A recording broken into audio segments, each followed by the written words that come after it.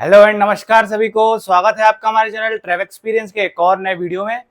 ये वीडियो हमारी चारधाम सीरीज का 4th एपिसोड होने वाला है, जो कि बद्रीनाथ धाम के बारे में होगा। तो इस वीडियो में आखिर तक बने रहिएगा, क्योंकि हम इसमें बात करेंगे बद्रीनाथ धाम के बारे में।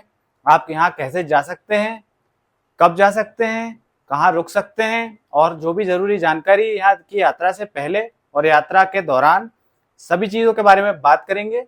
तो बने रहिएगा वीडियो में और स्टार्ट करते हैं वीडियो को।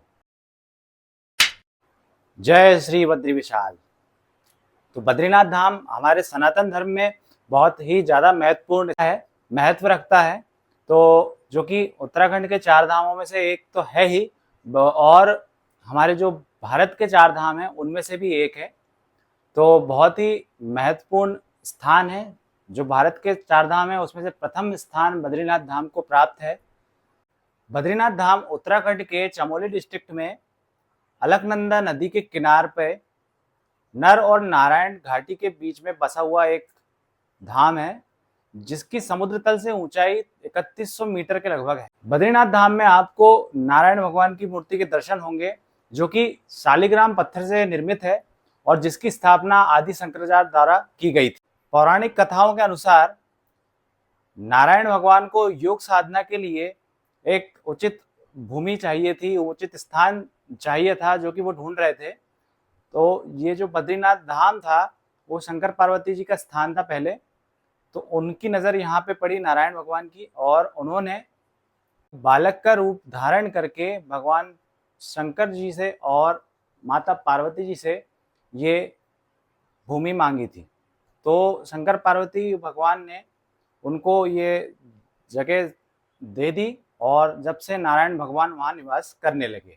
इस स्थान का नाम बद्रीनाथ धाम क्यों पड़ा, इसके पीछे भी एक पौराणिक कथा है।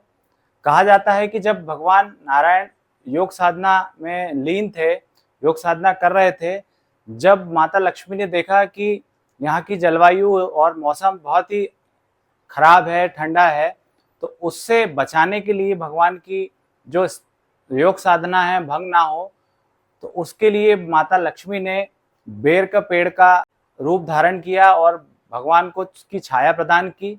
और उनके जब तक साधना, योग साधना चली नारायण भगवान की, जब तक वो वैसे ही पेड़ बन के उनकी रक्षा करती रही, उनकी योग साधना की।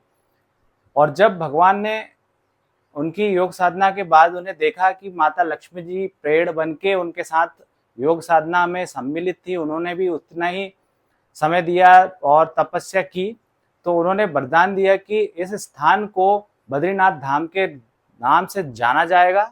इसलिए जभी से नाम, इस स्थान का नाम बद्रीनाथ धाम पड़ गया।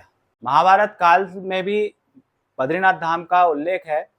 कहा जाता है कि पांडवों ने भी यहाँ पे पिंडदान किया था उनके पितरों का, और कई लोग यहाँ पे पिंडदान करने भी जाते हैं मान्यता के अनुसार। तो इसलिए भी बद्रीनाथ धाम बहुत ही प्रसिद्ध धाम है। और कहा जाता है कि पांडवों ने यहीं स्वर्ग की ओर प्रस्थान किया था, तो इसलिए बद्रीनाथ धाम भी और ज़्यादा महत्वपूर्ण भूमिका रखता है। चलिए अब बात कर लेते हैं आप कैसे जा सकते हैं बद्रीनाथ धाम। तो बद्रीनाथ धाम यदि आप खुद से जाना चाह रहे हैं, बस से या शेयरिंग टैक्सी से आप जा सकते हैं। आप हरिद्वार पहुंच जाइए। हरिद्वार आपका स्टार्टिंग पॉइंट रहेगा। यदि आप उत्तराखंड के किसी भी चारों धाम में से एक जगह भी जा रहे हैं या सब पूरा चारों धाम करना चाह रहे हैं उत्तराखंड के, तो आपका हरिद्वार स्टार्टिंग पॉइंट होना चाहिए। तो हरिद्वार बद्रीनाथ धाम के लिए भी स्टार्टिंग पॉइंट रहेगा। तो यहाँ से आपको मॉर्निंग में बस मिल जाएगी। 7 से 8 बजे तक गाड़ियाँ चलती हैं। सुबह से 4 बजे से स्टार्ट हो जाती हैं बसेस। आपको बस स्टैंड से ही जोशीमठ के लिए डायरेक्ट बस मिल जाएगी, और जोशीमठ से 45 किलोमीटर लगभग बद्रीनाथ रह जाता है। उसके बाद आप अपने पर्सनल व्हीकल से भी जा सकते हैं, आप टैक्सी करके भी जा सकते हैं। पर्सनल टैक्सी उसका लगभग आपको 15 से 20 हज़ार या 25 हज़ार रुपये तक देना पड़ सकता है, सब्जेक्ट टू अवेलेबिलिटी और सीज़न के हिसाब से। आप चाहे तो बाइक राइड करके भी जा सकते हैं, यदि आप कंफर्टेबल हैं बाइक राइड करके जाने में पहाड़ों पे, तो और पर्सनल बाइक से भी जा सकते हैं। रास्ते आपको ठीक ठाक अच्छे ही मिल जाएंगे बद्रीनाथ जाने के लिए। तो कई जगह चौड़े रास्ते भी मिलेंगे, कई जगह सकड़े रास्ते भी मिलेंगे। थोड़ा सा आपको थोड़ा ध्यान रख के आपको बाइक राइड या कार ड्राइव करना पड़ेगा। प्रॉब्लम हो सकती है पार्किंग के लिए, क्योंकि पार्किंग लिमिटेड होती है, तो उस केसेस में आपको, यदि आप पर्सनल व्हीकल से जा रहे हैं तो पार्किंग की थोड़ी इशू आ सकते हैं, बाकी आपको कोई इशू नहीं आएगा। तो बाय बस आप ऐसे जोशीमठ से आपको शेयरिंग टैक्सी मिल जाएंगी बद्रीनाथ धाम तक के लिए। हरिद्वार से बद्रीनाथ धाम तक जाने में आपको लगभग दिन भर का समय लग जाएगा। आप मॉर्निंग में निकलेंगे तो शाम तक आप पहुंच जाएंगे जोशीमठ। तो लगभग आपको बस या टैक्सी से जा रहे हैं आप, तो आने जाने का 2,500 से 3,000 रुपये मान के चलिए किराया आपको लग जाएगा। तो चलिए बात कर लेते हैं अब स्टे की। तो स्टे आपको जोशीमठ में अच्छे मिल जाएंगे, आपको अच्छे होटल, अच्छे रूम जोशीमठ में मिल जाएंगे। तो आप जोशीमठ में रुक सकते हैं। आप हरिद्वार से यात्रा प्रारंभ करके जोशीमठ में रुक जाइए और फिर नेक्स्ट डे आप जोशीमठ से बद्रीनाथ धाम पहुंच जाइए और दर्शन कीजिए। आप चाहें तो डायरेक्ट बद्रीनाथ पहुंच सकते हैं और बद्रीनाथ धाम में भी रूम बुक कर सकते हैं।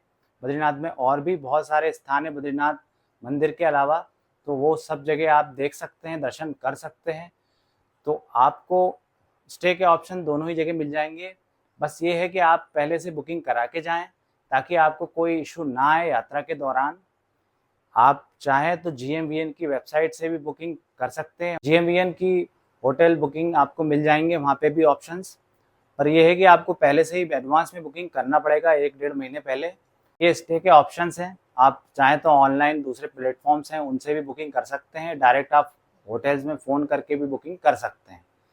सब्जेक्ट टू अवेलेबिलिटी के हिसाब से आपको 15 से 2,000 रुपये तक स्टार्टिंग में रूम मिल जाएंगे। वो भी मौसम और सीज़न के हिसाब से डिपेंड करता है क्या रेट रहेंगे। तो अब बात कर लेते हैं आप कब जा सकते हैं बद्रीनाथ धाम। तो बद्रीनाथ धाम बाकी 4 धाम यात्रा जो भी है हमारे गंगोत्री, यमुनोत्री, केदारनाथ, सभी के जैसे ही 6 महीने ओपन रहता है। तो जो अक्षय तृतीया आती है, अभी जैसे इस बार 10 मई 2024 से यहाँ के पट ओपन हो गए हैं, खुल गए हैं, तो वैसे ही 6 महीने ओपन रहते हैं यहाँ के द्वार और 6 महीने बंद रहते हैं। तो मई से अक्टूबर तक या नवंबर स्टार्टिंग तक यहाँ के कपाट खुले रहते हैं। भाई दूज जो दिवाली के बाद आती है उसमें बंद हो जाती है। सीज़न में इस 6 महीने के अंदर आप यहाँ पे जाके दर्शन कर सकते हैं।